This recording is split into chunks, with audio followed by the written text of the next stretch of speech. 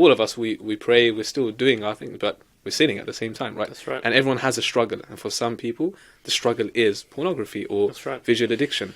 So they might still be praying, but, what would your advice be in that regard, in terms of when people start realizing after a while, you know what, I'm praying, but there's something missing inside because of what I'm doing? What would your kind of advice be to these people? Look, most definitely to reach out. Just like when you're sick, you go to a GP, you go to a doctor, for a solution, for a prescription to help you.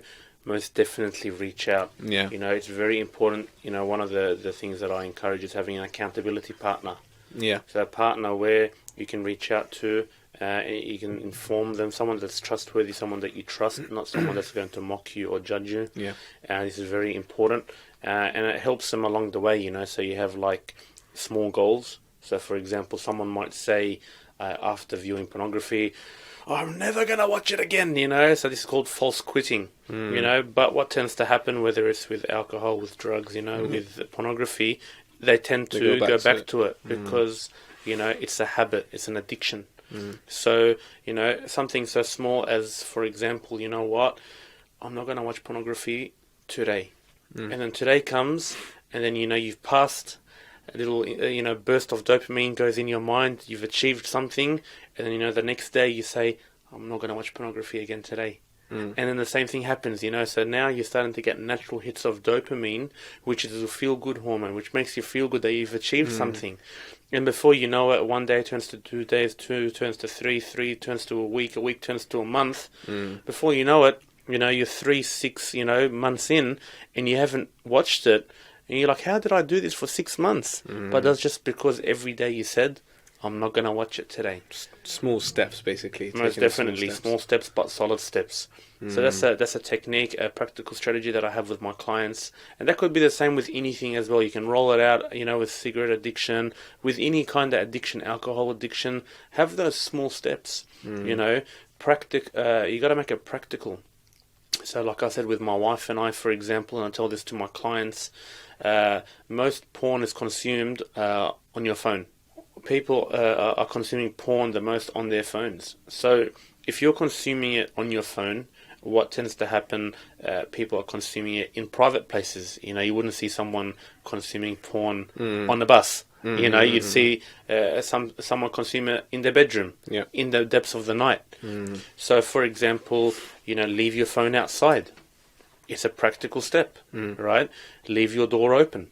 So I have clients that still stay at home with their parents, for example.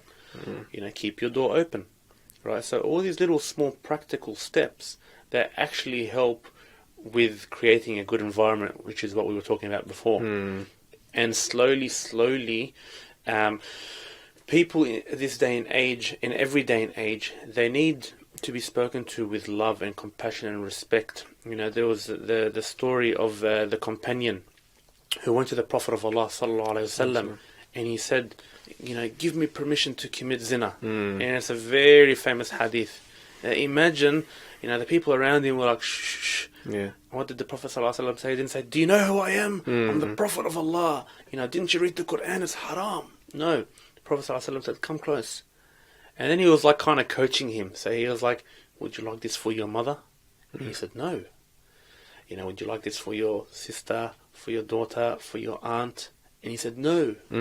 And then the Prophet ﷺ made dua for him, and as he said that, he never went close to zina. So we need to stop, when anyone comes to us, with an addiction, with something in the past, that's troubling them in secret, we need to stop being like the haram police.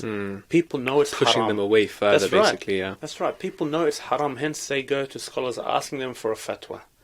But if we treat people with compassion and mercy and love, and this is the example of the Prophet Muhammad sallallahu alaihi wasallam. He was rahmatul lil alamin. He was a mercy to people, to humankind, to mankind. So I find when I take that approach with my clients, that actually when they relapse, because relapse is part of the journey, right? Because it's an addiction, it's a habit.